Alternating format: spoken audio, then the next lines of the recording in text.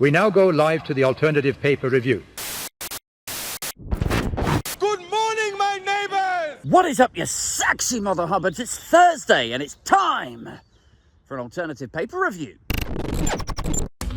First up to the Express this morning, who take a well-earned break from filleting the government every other day to bring us a horror story from South Wales. Indeed, this is the story from a South Wales comprehensive school that two teenage girls got into a bit of a fight. One of them pulled out a butterfly knife, tried to stab her fellow pupil. One of the teachers got involved. She got slashed across the neck. It's pretty grisly stuff. What was the fight about? What were they arguing about?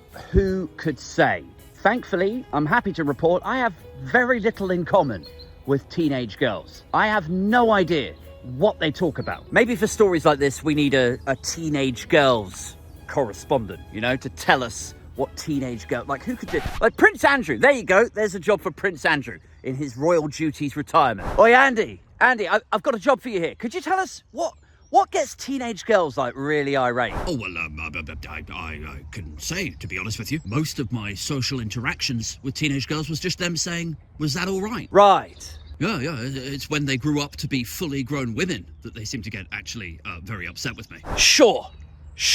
Yeah. Anyway, so this stabbing that's taken place in South Wales, it elicits two questions from me. First, as it's about education, as it's about comprehensive schools and the state of British education, has the Telegraph found a way to blame this on lockdowns yet? New study reveals that children who missed school as a result of COVID are statistically more likely to get stabby, bruv. Right, yep, well, there we go. And secondly, whenever we talk about state school comprehensives, whether they're in Wales or England or Scotland, and a story like this explodes, and I think about the teachers putting themselves in harm's way to protect the children, and that's if they're not already dancing around cracking and falling concrete, you know, the rack stuff like I'm always going on about. I always get to this. This is a question that pops in my head, is like, can we please drop this narrative that people like Catherine Burblesing is a brave teacher? What was that headline last week? Victory for the bravest head teacher in Britain. Like, can we drop all of that nonsense now, please? Anyway, let's move on.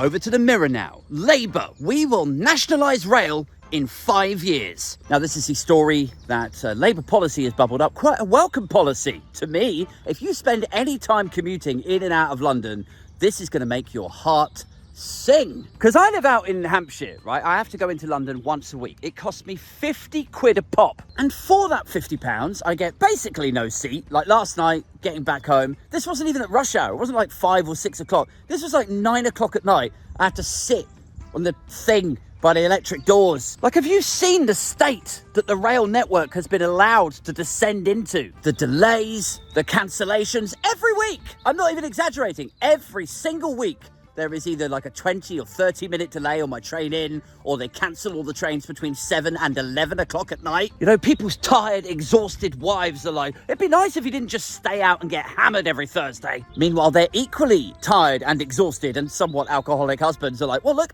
I would have loved to have come home on time at 8 o'clock. But unfortunately, babe, Southwest Trains forced me to stay in the pub until 11:30. So you've got the most expensive rail network in Europe and probably the most unreliable, and people have just had enough. And although there's a temptation to celebrate this move, like, oh, okay, we're returning to old school Labour, public utilities, nationalised rail. For me, that is not even enough.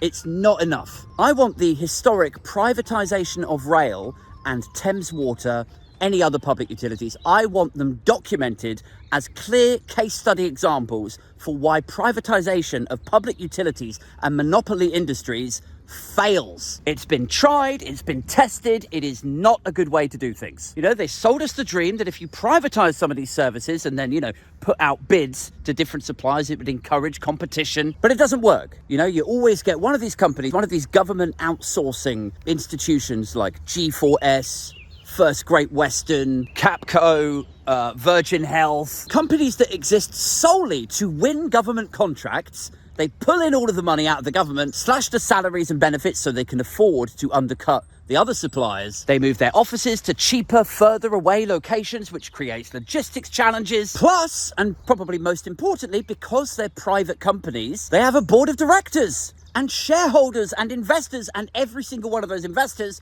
wants a return on their investment. And I realise that I'm preaching to the choir here, probably, but all of those cause real problems for these companies who are supposed to be providing a service on which many people rely, if it's, you know, a line into London to get to your job, or Thames Water to have water coming out of your taps, because then your bills get increased to cover those shareholder dividends. Your train tickets go up year on year on year. The infrastructure gets neglected in favour of rich people getting even richer, until finally it reaches its natural end game, which is where it's no longer fit for purpose, i.e., you know, like Thames Water, right? Or the cost of using the service is prohibitively expensive and people just start working from home, right? With train tickets, which is where we're at now with that. Anyway, God, that was a bit of a long rant about that, wasn't it? Let's move on again.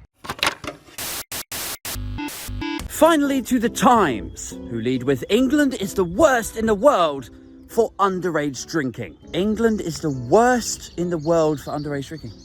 Or the best? This is a story that children in England are more likely to have tried alcohol by a certain age than anywhere else in the world. And the study that the Times is referencing, they put that down to middle-class parents normalising alcoholism.